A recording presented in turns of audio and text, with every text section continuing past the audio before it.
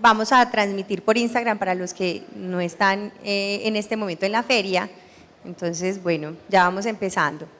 Bueno, lo que les contábamos es que en este momento entonces, muy en línea con lo que les venía contando Mabel, que era pues cómo adquirir vivienda, nosotros vamos a contarles qué elementos tener en cuenta al momento de adquirir esa vivienda. Vamos a hablar de no solamente la parte jurídica, sino también esa parte comercial, los elementos de los amenities, las copropiedades que tiene, dónde está ubicada, cuál es el valor, tener en cuenta incluso los elementos de la escrituración, pero también la parte jurídica, buscando que esta sea una inversión segura. Estamos ante proyectos nuevos, pero también ante vivienda usada, entonces vamos a revisar cuáles son los elementos que deberíamos tener en cuenta en cada uno de los casos. Si queremos vivienda para residir en ella, si queremos una vivienda como inversión para luego arrendarla o, como les decía en el video que habíamos grabado hace poquito en la invitación, incluso si queremos contar o optar por una renta corta, porque hoy en día está de moda, porque todo el mundo quiere tener el inmueble en Airbnb y hay requisitos que se deben cumplir para que esto sea o esto se pueda hacer de manera legal. Entonces yo le voy a dar la palabra a Federico, que nos va a hablar de esos elementos más comerciales para que luego vayamos viendo los requisitos legales. Bueno, bienvenidos, un gusto que estén acá con nosotros, qué bueno que estén en la Feria de la Vivienda, espero pues que hayan podido hacer un recorrido, si no seguramente cuando terminemos van a tener la posibilidad. Les queremos hablar entonces de lo que llamamos nosotros en lonja, la guía práctica para la compra de vivienda. Son recomendaciones claras, cortas, concisas, que nosotros le hacemos a las personas cuando van a hacer la compra más importante de la vida, que es la vivienda. Partimos entonces en dos y ahí va a tener pues algunos componentes adicionales. La primera parte, primer momento vamos a hablar de la guía, lo que debo tener en cuenta como tal, y por último vamos a hablar cómo es el momento hoy de la compra, cuál es el entorno en que estamos. Entonces vamos a resumir en 4 o 5 pasos. María me va a ayudar en algunos de ellos, que lo hace bastante bien en la parte jurídica. Lo primero, seleccionar bien la vivienda. Y parece algo como obvio, pero la compra de la vivienda, que creemos todos que es algo tan racional, algunas veces es muy emocional. Entonces sí hay que tener muchas cosas en cuenta. Hay que ser muy racionales en lo que dijimos, en la compra más importante que hacemos en la vida. Entonces, la selección de la vivienda. Y acá podemos hablar de 3 cosas básicamente. El inmueble como tal, el apartamento, la casa. Pero es que lo que yo estoy comprando muchas veces no son esas 4 paredes y lo que tengo yo en esas 4 paredes adentro. Tengo que tener en cuenta también su ubicación.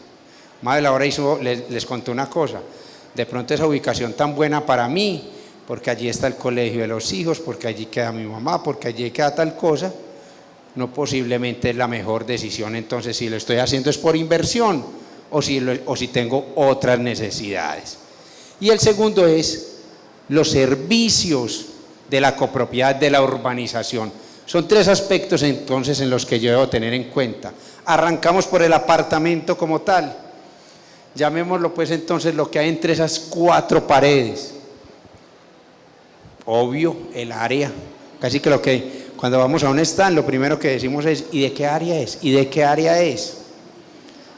Nosotros hace muchos años soñábamos con que cuando estuviéramos hablando de inmuebles no habláramos del valor metro cuadrado. Muchas veces un apartamento de 100 metros cuadrados está mejor distribuido que uno de 110, 120. Y decíamos, pero es que cuando yo estoy comprando un carro, no voy al concesionario o el que me lo está vendiendo uno sale y dice, vea, ¿cuánto está el centímetro cúbico pues, de ese carro que estás vendiendo? No, veo un todo como tal, pero claramente el área es importante. Posteriormente las comodidades. Y digo yo, es una compra racional y posiblemente tengo necesidad de tener 3 habitaciones, pero llegué a un apartamento con 2. con tan buenos acabados y tan buenas cosas. No, yo saco la tercer piecita después y me equivoco. O es fundamental para la familia ese espacio donde de pronto esa persona hoy está trabajando en casa. O de pronto es tan importante porque o es una familia-empresa donde se trabaja mucho en la casa y la cocina es muy importante.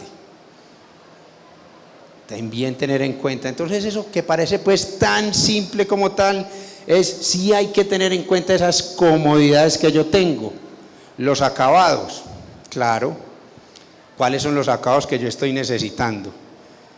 Pero al final del día los acabados hasta fáciles son de cambiar, pero sí, yo debo buscar los acabados que yo quiero y necesito. Vienen dos muy de iluminación y ventilación, la iluminación y la ventilación. Muchas veces yo entro a un apartamento de 60 metros y después entro a otro de 60 metros y en uno me siento más confortable que en el otro. Tiene que ver con la iluminación, tiene que ver con la ventilación. Hoy los apartamentos los hacen más altos. Cuando yo estaba chiquito los hacían de 2,20, casi que uno tocaba apartamentos de 60 metros. Y algún día los empezaron a hacer de 20 centímetros más y ya los ve uno más grandes. Es que finalmente uno no vive en área, uno vive en volumen, ¿no es cierto? Entonces son esos aspectos de la ventilación, esos apartamentos que tienen ventilación cruzada, que tienen la iluminación, es muy importante, hay que tenerlo en cuenta. El nivel en que yo vivo, pues yo no voy a comprar, si a mí me da miedo pues las alturas, no voy a comprar el 18º piso, pero hay otros que les encantan por la buena vista que se tiene, el ruido que pueda tener, la cercanía a unas vías que de pronto me generen como tal, el poniente, todas esas cosas las debo ver. Sí, el mundo hoy ha cambiado y cada vez todas esas ayudas digitales son más importantes. De hecho, hoy el asesor inmobiliario, cuando le llega una persona acá a la feria, a la sala de ventas, de pronto hasta tienen una conversación más distinta porque la persona ya estuvo viendo la página de internet de la constructora, del inmueble como tal, y de pronto pueden tener otra conversación. Pero el estar ahí, ver dónde está ubicado, dónde vive, eso solo diría uno estando en el inmueble como tal. Son estas, entre algunas otras más, las decisiones que dentro de esas 4 paredes yo debo tener en cuenta. Podríamos quedarnos mucho más rato. Anteriormente en viviendas ya usadas, ya ni siquiera las bañeras se hacen, pero eran relevantes o no. Ya el que comprase de 15 o 20 años un apartamento, lo primero que cuando arreglaba los baños era quitar las bañeras porque era muy difícil montarse. Ese es el primero pues de estos aspectos de lo que es el inmueble como tal. Viene la copropiedad, clarísimo está, inmuebles en renta, los que compra la gente por inversión. En Colombia de 10 apartamentos que se compran, 2 los compran personas por inversión para alquilarlos. Y les tengo que decir, se alquilan mucho más rápidos los que están en esas unidades con todo incluido, mucho más rápidos. Pero posiblemente cuando yo voy a vivir ya no me gustan esos apartamentos con tantas comodidades. Mi familia ya está grande, ya no es tan relevante que tenga tantas mangas, tantas piscinas, otros les gustarán otros, pero es saber cuáles son las comodidades. Y les cuento una cosa, la cuota de administración, pues claro que si tengo un apartamento de 15, si tengo un edificio de 15 unidades con piscina, la administración es costosísima, pero la administración muchas veces no está ni siquiera ligado a la cantidad de servicios, sino al número de apartamentos de la unidad. Entonces, busquemos muy bien las comodidades de la copropiedad, claramente seguridad, la ubicación, entre otros. Y por último, la ubicación, dónde queda, en qué barrio, en qué zona, por qué vías. En propiedad raíz siempre han dicho que lo más importante cuando uno va a comprar propiedad raíz es el punto, Y después dicen, y después de revisar el punto, revisa el punto donde queda también.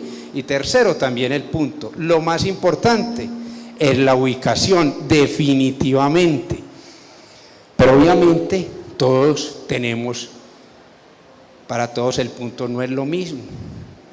Para mí la cercanía a las instituciones educativas, a las instituciones religiosas, culturales, al transporte público es absolutamente relevante. Los parques, centros deportivos y recreativos son entonces estas el primer componente que deberíamos hacer, una buena selección. No significa que voy dando pasos como tal, pero queríamos presentar este primero.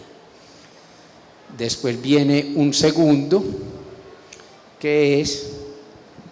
Bueno, les decíamos que estamos viendo unos elementos comerciales, me hago por aquí, unos elementos de ubicación, de cuál es el costo, cuáles son las necesidades que yo tengo al momento de adquirir esa vivienda, pero también cuáles son las intenciones que tengo al momento de adquirir esa vivienda, es importante, sobre todo hoy en día que está de moda un temita, el turismo y la vivienda turística. Todo el mundo entonces, qué rico, un inmueble en Airbnb. Yo quiero hacer una dinámica que necesito mucha sinceridad de los que están aquí, que están visitando la feria para invertir. Quiero que me levanten la mano a los que les gustaría tener un inmueble rentando en Airbnb. ¿A quién le gustaría? Tengo otra pregunta, necesito mucha sinceridad.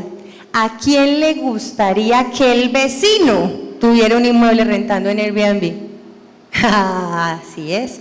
Ese es el problema. Hoy en día la renta corta riñe con la renta larga y la razón es que está desarrollándose en copropiedades residenciales.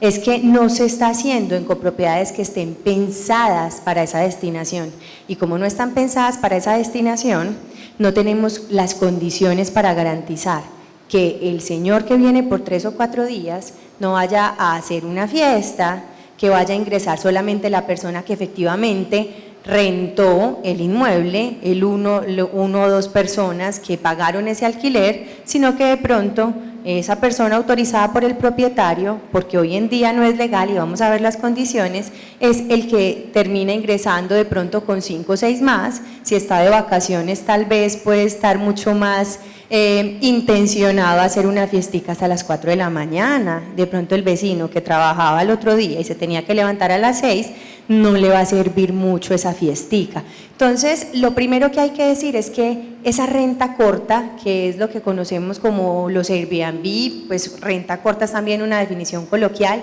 porque la norma lo define como vivienda turística. Entonces, lo primero es que la vivienda turística lo entiende la ley colombiana como todo el arrendamiento inferior a 30 días. Eso es vivienda turística.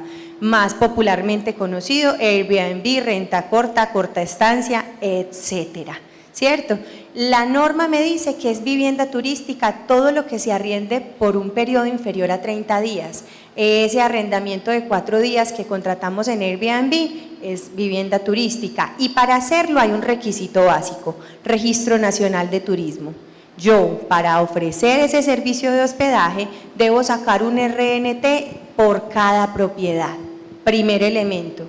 Y resulta que si el inmueble para el que yo voy a destinar en vivienda turística está en una propiedad horizontal, que es como el 99% de los inmuebles en Airbnb, y ya te voy a dar la palabra, si está en una propiedad horizontal, para obtener el Registro Nacional de Turismo, esa vivienda turística tiene que estar expresamente autorizada en el reglamento.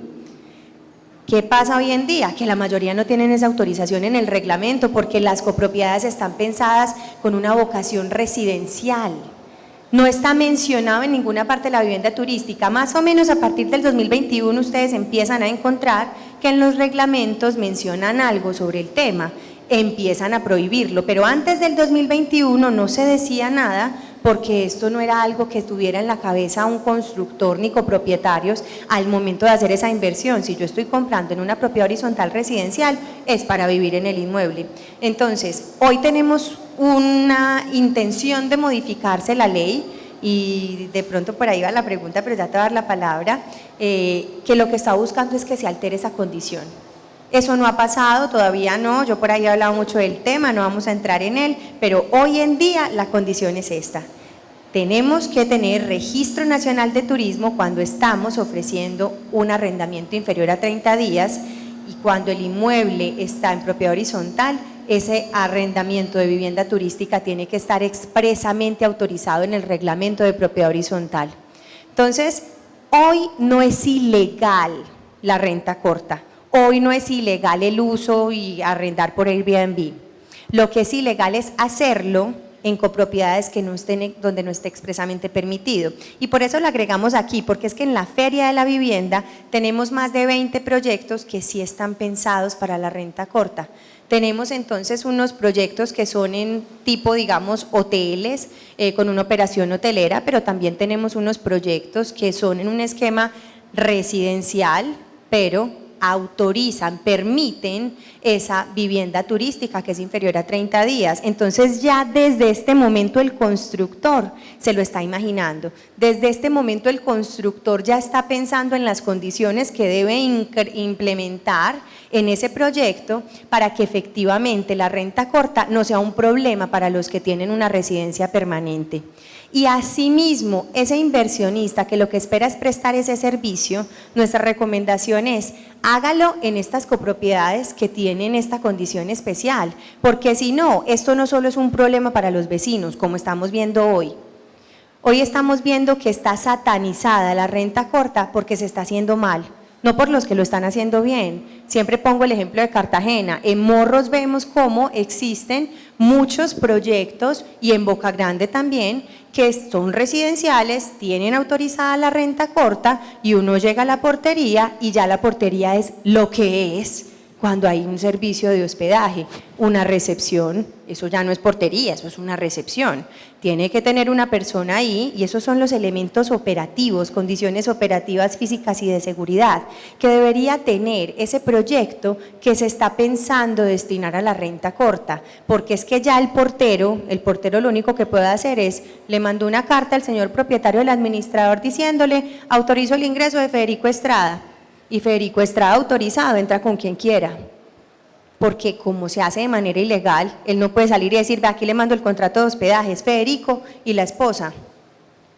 Como le toca simplemente mandarle una autorización, yo soy dueño, autorizo al que quiera y entonces yo voy a autorizar a Federico a que ingrese. Y Federico autorizado ingresa con el que quiera y ahí están los riesgos, porque entra con el que quiera ese señor huésped y con el que quiera es también con una persona en situación de prostitución, con una menor de edad en explotación sexual, porque estamos viendo cómo se han incrementado los índices, por ejemplo, de personas escopolaminadas.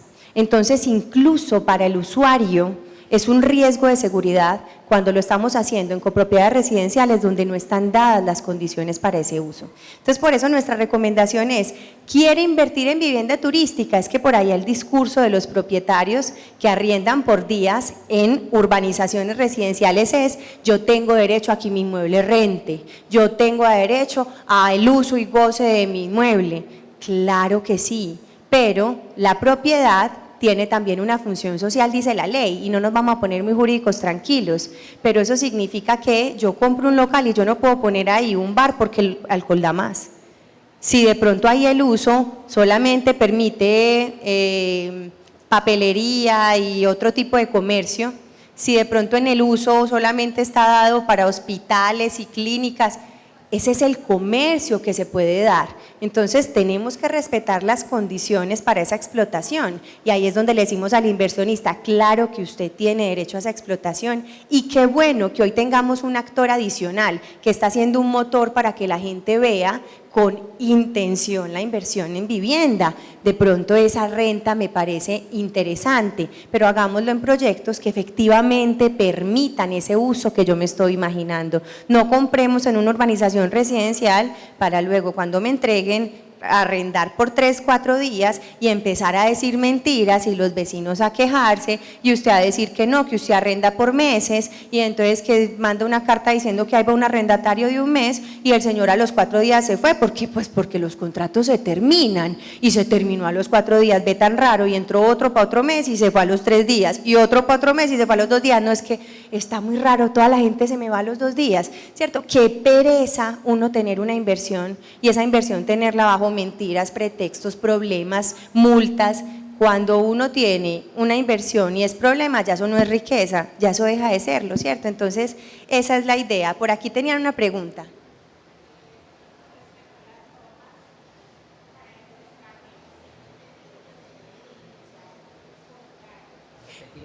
Sí, voy a repetir la pregunta porque estamos en transmisión y nos preguntan cuáles son las normas ya en cuanto a la operación respecto a extranjeros que se tienen que formular o llenar unos formularios. Efectivamente, aquí estamos hablando solamente de lo inmobiliario, pero adicionalmente empiezan también unas condiciones que ese inversionista tiene que cumplir. Como hoy en día se hace de manera informal, ¿qué pasa? Que no se cumplen con los requisitos, entonces la ven muy fácil. No, yo recibo un montón y pago 300.000 pesos de administración, qué delicia, pero luego vienen todos los problemas cuando ya las autoridades me inspeccionan y yo no cumplo. Con el aporte al turismo, que es que no es un impuesto, digamos, sino un aporte, pero que tiene esa destinación específica al turismo cuando saco el Registro Nacional de Turismo. Además, cuando estoy prestando ese servicio que llega a ser un servicio de hospedaje, estoy haciendo una actividad comercial en donde ya yo debería también aportar, por ejemplo, industria y comercio, porque es que yo estoy siendo como los mismos colectivos que agremian estas personas lo dicen y es real, esto es cierto, esto está siendo un promotor del turismo. Tener ya esta opción que abarata los costos en el hospedaje ha permitido que más personas viajen y que más personas lleguen. Si llegan más personas, y esto tiene también unas implicaciones en cuanto a esa inversión pública que se debe hacer para que en el equipamiento público se vea reflejado y no afectado por el turismo, también deberían esas personas hacer un aporte, los que se están viendo beneficiados del turismo. Entonces hay unas cargas, el tema de impuesto a industria y comercio, incluso el servicio de hospedaje tributa el 19% del IVA, que hasta el año pasado tuvieron una exención, una disminución que estaba al 5,9%, ya está tarifa plena 19%. Y por ejemplo, cuando hay extranjeros hay que llevar unas planillas y hay que reportarlo ante el Ministerio de Turismo. ¿Quién tendría esa carga? Imagínense, el administrador. Entonces sí hay que pensar de manera consciente esa copropiedad destinada a ese uso turístico, porque necesitamos adecuar el contrato con el administrador, el contrato con la seguridad. Las cámaras de pronto ya no nos va a servir solamente la de los accesos, nos toca poner una en cada piso. Todos esos elementos que se deben adecuar deben ser así también, de alguna manera, pagados, ¿cierto?, por esos propietarios que están teniendo la inversión. Ahí es cuando recomendamos, y lo que pasa con estos proyectos que están pensados para vivienda turística es que de una vez tienen, por ejemplo, los módulos de contribución, no paga lo mismo el que reside de manera permanente que el que va a tener un uso turístico. Entonces son elementos que ya están incluidos dentro de esos proyectos y es la recomendación que hacemos. La vivienda turística no es ilegal, tiene unos requisitos y el primero de ellos que ustedes deben mirar es acercarse al proyecto y ver si efectivamente se está comercializando para la vivienda turística, porque si se está comercializando para la vivienda turística, ya en el reglamento lo dejaron permitido, porque el constructor inicial es el que eleva a escritura pública ese reglamento, el que somete al régimen de propiedad horizontal. Ya ahí lo dejamos acondicionado y claro, tenemos y contamos con las condiciones que se necesitan para que esto se haga bien. Les voy a proponer que hagamos al final entonces las preguntas. Ya entonces estuvimos hablando de cómo escojo el inmueble como tal, esas 4 paredes que debo tener yo en cuenta. Lo segundo, yo a comprar vivienda nueva, ¿qué debo yo revisar cuando estoy comprando vivienda nueva? Resulta que los proyectos inmobiliarios no son adelantados solo por una persona. Normalmente el comprador cree que lo único que hace parte es el dueño del proyecto, el único que hace el proyecto es quien le vendió. No hay un grupo profesional muy amplio y ahí es donde yo debo revisar en su conjunto la experiencia del grupo. primero que todo tenemos que ver que hay unos que hacen la gerencia del proyecto, tenemos que ver que hay otros que hacen la venta del proyecto, tenemos otros que hacen la construcción. Sí, hay constructores, digamos, que por su capacidad inclusive tienen integrados todos esos servicios, pero es revisar la trayectoria, el reconocimiento de esta compañía. Eso es lo que invitamos entonces nosotros a indagar en el equipo profesional. Bien, entonces, unos agentes que también hacen parte del proyecto como tal, que es la fiduciaria, el banco. Es muy relevante esto, porque de alguna manera esto da fe de que hubo unos profesionales que revisaron técnica, comercial y jurídicamente el proyecto. Si ustedes todos hemos comprado algo a crédito y nos analizan muy bien. Imagínense un banco de estos, cuando le va a financiar a un constructor un proyecto, pues revisa el proyecto, revisa la información normativa si la está cumpliendo, revisa inclusive si comercialmente el proyecto es viable y también que técnicamente lo sea. Pues hace parte también del grupo profesional, diseñadores, supervisores e interventores. Venimos entonces al tercero, lo jurídico. Ya les dije, los bancos, las fiduciarias hicieron una revisión, pero María Alejandra les va a explicar con un poco de mayor profundidad cuáles son algunos aspectos que debemos tener en cuenta. Está claro que yo no voy a llegar a una sala de ventas y les voy a decir, venga señor, muéstreme el estudio de suelos. No, pues yo para eso tengo que tener confianza en ese grupo, pero sí María Alejandra les va a contar, digamos, los documentos jurídicos, no solo para la vivienda nueva, sino también para la usada. Bueno, digamos que cuando estamos en la etapa de proyectos, la preventa, la venta sobre planos que también llamamos, hay unos elementos a mirar y otros muy distintos cuando estamos hablando de vivienda usada. Los dos tienen sus ventajas, los dos modelos de adquisición. Cuando estoy en vivienda usada, ya yo tengo un 30% por lo menos inicial, voy a de pronto respaldarme con una entidad financiera para ese otro 70%, pero de inmediato me van a entregar un inmueble, de inmediato o dejaré de pagar arriendo o recibiré una renta. Pero sobre planos yo empiezo a pagar, todavía no me entregan nada, pero tendré una rentabilidad, una valorización dentro de ese proyecto. Entonces los dos tienen sus ventajas. Adicionalmente, sobre planos, yo voy a poder ir pagando ese 30% de cuota inicial a plazos. Ahí es donde de pronto las personas ven el riesgo. Es que yo empiezo a pagar y cómo sé que la constructora no se va a quebrar, que si me van a entregar el inmueble, que si van a terminar el proyecto, y son algunos elementos los que puedo tener en cuenta para tener una mayor seguridad. Por eso hablamos de seguridad jurídica. Hablamos de inversión, hay riesgo, entre más riesgo mayor el retorno, ya lo sabemos, pero sí disminuimos los factores problemáticos cuando tenemos en cuenta estos elementos. Entonces, cuando estamos hablando de un proyecto sobre planos que un constructor va a empezar a recibir el dinero de unos compradores, pero todavía no tiene un inmueble para entregar, todavía no tiene una matrícula inmobiliaria que me va a escriturar, debe cumplir con unos requisitos, ¿cierto? Para evitar que cualquiera de pronto caiga en la tentación de abrir una sala de ventas, empezar a recibir plata y desaparecerse. No lo queremos. Hoy en día tenemos muchas maneras de verificar y proteger que esas cosas no sucedan. Federico les contó algo muy importante, yo voy a verificar el grupo profesional antes que nada, una buena constructora, una experiencia sobre todo muy relacionada, que si el proyecto si la constructora de pronto apenas está empezando, todos tenemos derecho a empezar, un proyecto más pequeñito, que no haya mucho riesgo. Si ya estamos hablando de 5 torres, sí preferimos una constructora con un músculo financiero, respaldo y un conocimiento y experiencia que vayan a respaldar esas 5 torres que va a construir. Entonces, en ese esquema sobre plano, yo puedo, o si la constructora va a recibir directamente el dinero, tendrá la obligación de tener un radicado de ventas. Es un trámite que se saca en la administración pública, aquí es la Secretaría de Gestión y Control Territorial, y yo tengo que aportar unos elementos. El lote tiene que ser de la constructora.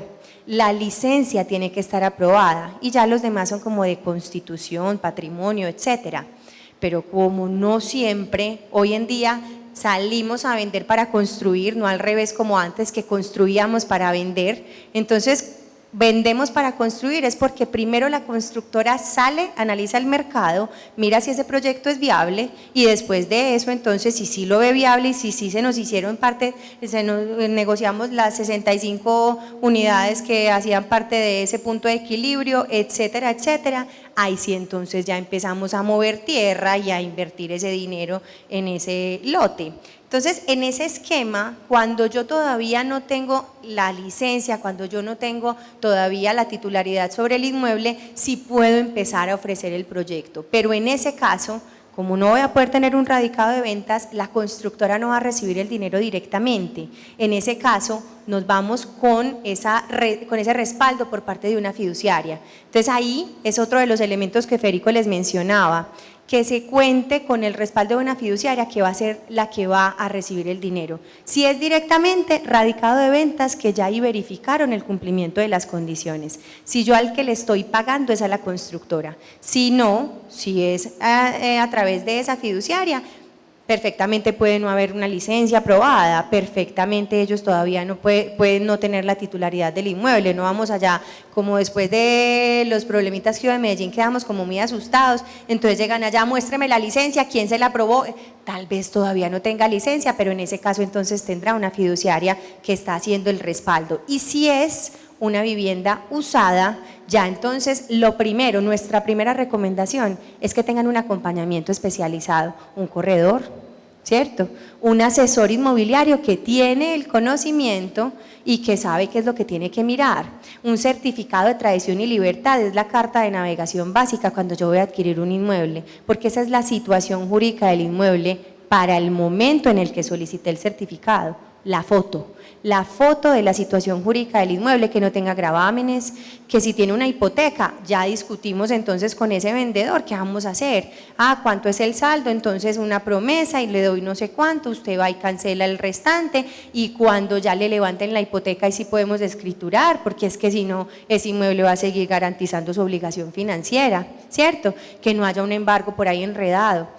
Vamos a hacer, por ejemplo, una verificación de esas partes, un estudio de títulos es una muy buena recomendación, porque un abogado va a verificar cuál es esa historia de tradición del inmueble y cuáles son las personas que se involucraron en esos diferentes negocios jurídicos que vemos en el certificado de tradición y libertad, para también verificar que no vaya a haber por ahí ningún problema, ¿cierto? En cualquier lugar de este país es pertinente tomar medidas para disminuir el riesgo de pronto de una persona por allá en la lista Clinton, ¿cierto? De un eventual proceso de extinción de dominio, mucho más pertinente en una ciudad como Medellín, que tiene pues una historia no tan bonita, pero que eso ha cambiado. Pero no está de más que hagamos un estudio de títulos para que un abogado verifique. Si no, pues si de pronto es un proyecto, un inmueble pues que lo escrituró la constructora, no tiene muchos años, no tiene mucho cuento, un corredor va a verificar la situación y me va a decir, bueno, esto está bien, la constructora, el dueño y usted, aquí no hay ningún problema. Entonces esos son como los pasos que nosotros recomendamos en cuanto a lo jurídico. Sí, en cuanto a lo jurídico, el tema de las listas restrictivas, verificar afectaciones, el estado de las obligaciones con la copropiedad, para darle la palabra a Federico, ese último pedacito que es importante, y es cómo está en cuanto a obligaciones, que no debe predial, igual hay que pagarlo para poder escriturar, ahí muy fácil, pero con las cuotas de administración es obligatorio el pasisalvo para la escrituración, sí, pero un notario podría escriturar simplemente dejando ahí la constancia de que no trajeron pasisalvo. Y lo más peligroso, y ténganlo mucho en cuenta, es que a veces podemos solicitar un pasisalvo de cuotas de administración y ese propietario vendedor estará pasisalvo de cuotas ordinarias de administración, pero de pronto no nos dijeron nada sobre las multas, de pronto no nos dijeron nada sobre cuotas extraordinarias que se habían decretado que se iban a cobrar cada 6 meses y que él ya pagó la de 5 millones para junio, pero todavía debe la de 5 millones para diciembre y nos enteramos cuando ya nos escrituraron. Verificar, solicitar, no pasisalvo por cuotas de administración, sino por todo concepto. Esa es la recomendación.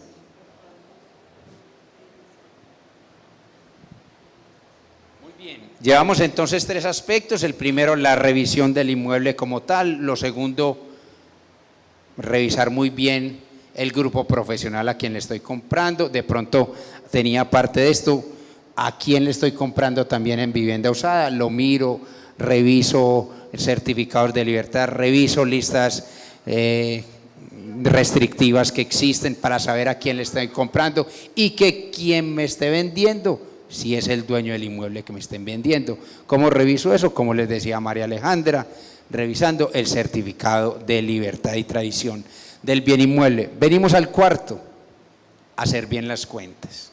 Es lo más responsable, es que nosotros veamos bien en qué nos estamos comprometiendo.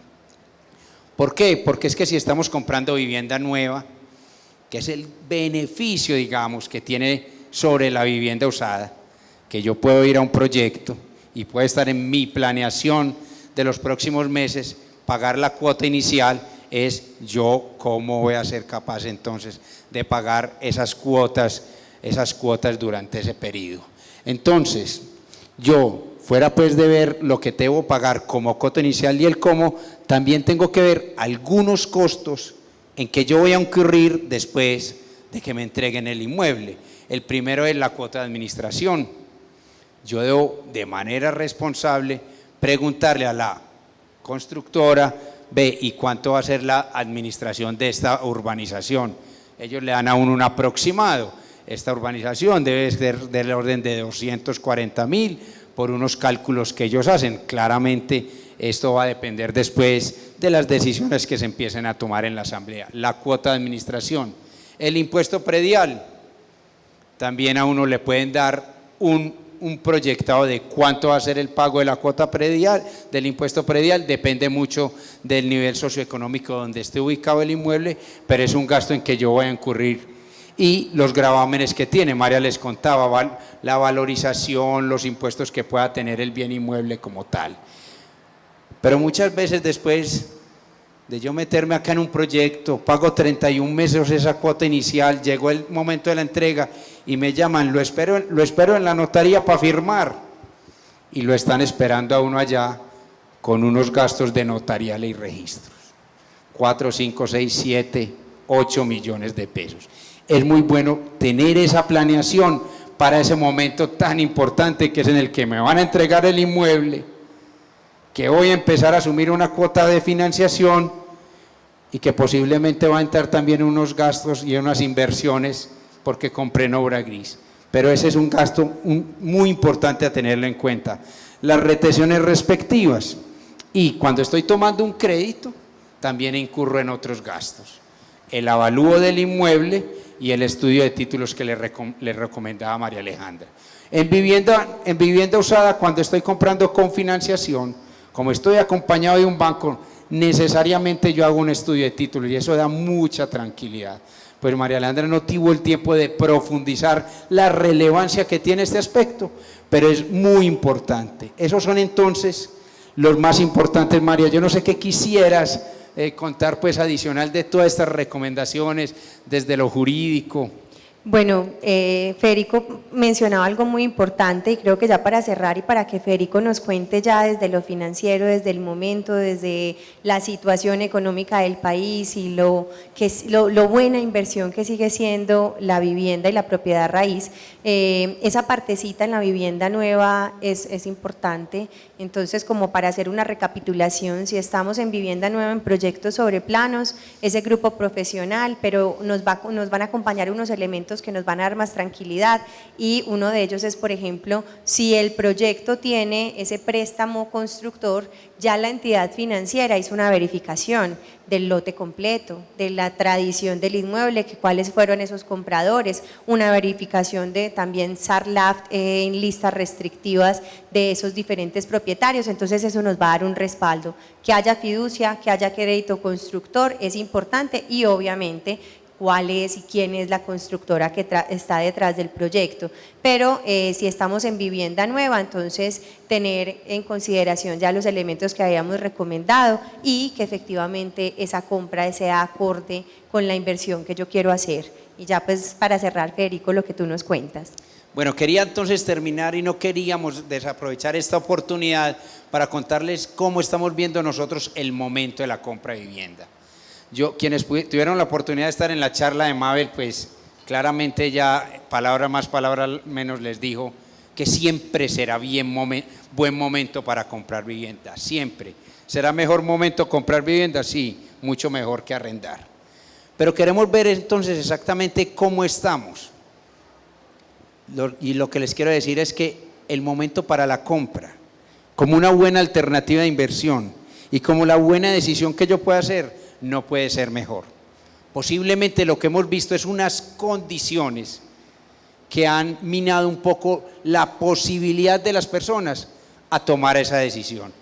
Nos ha afectado que las tasas de interés están altas, pero el mensaje que ella les quería dar era: si tiene la capacidad de hacerlo, no lo deje de hacer, que seguramente en el corto o mediano plazo usted tendrá la capacidad y la posibilidad de hacer una reestructuración del crédito. Si hoy toma créditos al 15, 16, 17% o 14, 16%, seguramente usted a la vuelta de 6, 8 meses podrá estar renegociando esa deuda. Y tenemos algo bien importante. ¿Por qué están las tasas altas? Porque la inflación estaba alta. Y al estar las inflaciones altas, el Banco de la República tiene que poner las tasas de interés altas. Pero llevamos ya 4 meses con un control de la inflación que seguramente nos va a conllevar entonces a una disminución de tasas. Eso a nosotros nos da esa tranquilidad y de decir, bueno, vamos a tener ya un quiebre y vamos a empezar a vender mucha más vivienda nueva de la que venimos haciendo. Porque les cuento, la vivienda usada sigue muy similar a como venía en los periodos anteriores. Y es que ha sido tal vez la alternativa de inversión más tradicional que hay y se caracteriza por esa seguridad y confianza que le da a las personas. Y eso también hoy lo reflejan varias cosas. Y ya no lo mirándolo, sino como inversionista. Es un activo que lo único que vemos es que cada vez hay más necesidad en el país. Siempre hemos oído hablar del déficit habitacional, pero es que nuestras ciudades siguen creciendo. Seguimos teniendo un alto crecimiento de hogares, y ese crecimiento de hogares está muy por debajo de las nuevas viviendas que se hacen. Y es como si esa brecha se incrementara.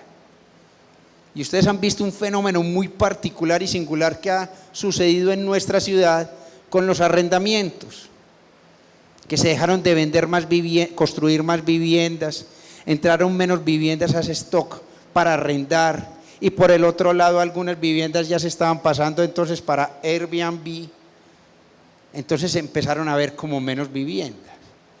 En la Comuna 3 algunas de las viviendas se están utilizando para una experiencia vivencial y no los están ocupando ya familias, sino las están poniendo en arrendamiento turístico. Entonces ya hay menos viviendas en las comunas 13 para alquilar, y entonces las que uno va a alquilar allá hoy son más caras, y seguramente hay más personas hoy con necesidad de alquilar, y cuando hay más demanda que oferta crecen los precios. Eso a todas luces nos da que lo único que hay necesidad es vivienda, y que siempre que estemos comprando vivienda estamos ganando. Y lo estoy viendo ya desde el punto de vista del inversionista. La rentabilidad está mejorando las tasas de alquiler.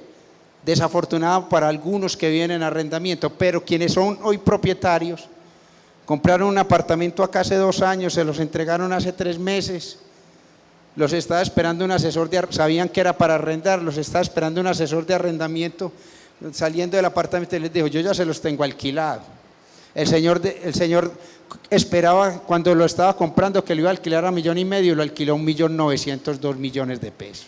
Entonces mucha mejor la rentabilidad para quienes lo están haciendo entonces por inversión. Y algo que les estuvo contando rápidamente Mabel, porque es importante la inversión en vivienda. Hagamos un ejercicio, voy a comprar una vivienda de 200 millones de pesos.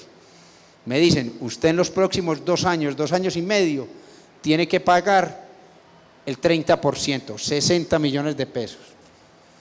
Redondeemos los números, 3 años pagando de a 1 millón de pesos. Y resulta que dentro de 2 años, ya esa vivienda no es de 200, sino de 250 millones de pesos. Entonces, quienes saben matemáticas dicen, wow, una rentabilidad 200 ciudad 250 del 25%.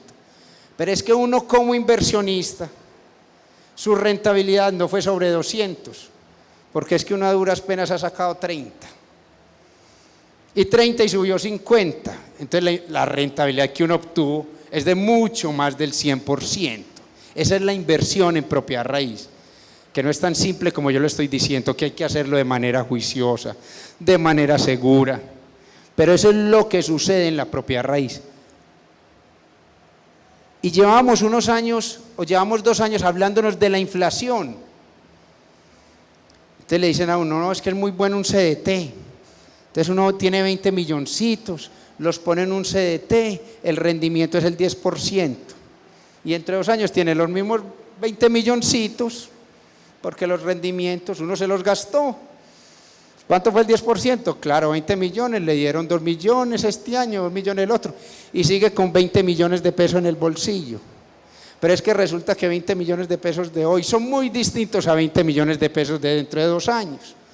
Cuando está en propiedad raíz, el valor del dinero se conserva. No pensemos en esas valorizaciones tan gigantescas que hay veces se dan, pero pensamos que al menos la casa de cualquier familiar de que ustedes conozcan o las de ustedes se han dado cuenta que se va con la inflación o un poquito más. Pero eso no es la única parte que tiene la rentabilidad en propiedad raíz. No es solo la valorización, está el otro componente que es la rentabilidad por arrendamiento. Ah, es que yo vivo en ella, sí, pues que si no vivo en ella estarías pagando el arrendamiento en otra parte. Entonces sí es ese componente. Entonces al final del día la rentabilidad de la inflación es, de la propiedad raíz, es la inflación más ese otro porcentaje del arrendamiento, que redondeando los números son 6%. Entonces es una rentabilidad del IPC más 6. Ah, es que los CDTs hoy estaban al 12, 13, 14. El que tenía 15, 20 milloncitos, ¿para qué lo vas a pagar en una cuota inicial acá? Si los CDTs están al 15%, ¿cuándo en la vida? Y en Bancolombia, ¿cómo es de seguro? No, porque es que si está en propiedad raíz, conservas el valor del dinero en el tiempo, o sea, el 13% pequeñito del año pasado, más ese 5 o 6%. Por eso esa es la invitación a trabajar como ese sueño de tener vivienda. Es una meta, y como meta hay que trabajar mucho en ella. Mucho en ella. ¿Es con qué? Seguramente al lado hay uno igual que usted, que no tenía con qué como usted, pero ese sí fue capaz de hacerlo. Y esa es la invitación, hacerlo con seguridad, atendiendo muy bien, revisando cuáles son las empresas, mirando muy bien los documentos que ustedes en los que se están comprometiendo. Y con eso he terminado yo. Bueno, y hay otras cosas muy importantes que son los beneficios tributarios, quienes pagan declaración de renta, van y le dicen se van para el banco al final del año y le dicen cuánto pagué yo en intereses, y cuando le están calculando la declaración de renta, le bajan un poquito la base para que le apliquen una tarifa. También ayuda. Y no solo lo que pagó de intereses, sino también hay otra cosa que se llama las cuentas AFC, que yo le puedo decir a mi jefe, como yo estoy pagando un crédito de 1 millón de pesos, no me lo pague a mí, me lo consigne en una cuenta AFC de un banco de estos, que ese banco paga el crédito y eso también le baja otro poquito el pago. Es por eso que es buena la inversión en propiedad raíz. Entonces, muchas gracias. María, ¿vas a decir otra cosa? Nada más, muy claro todo, no, muchísimas gracias. La inversión en términos generales es a invertir en propiedad raíz, realmente en momentos de pronto de situaciones que no controlamos, de incertidumbre, que sentimos que va a pasar, etcétera, nada mejor que invertir en propiedad raíz, que por lo menos es una inversión menos atada o expuesta a las volatilidades del mercado.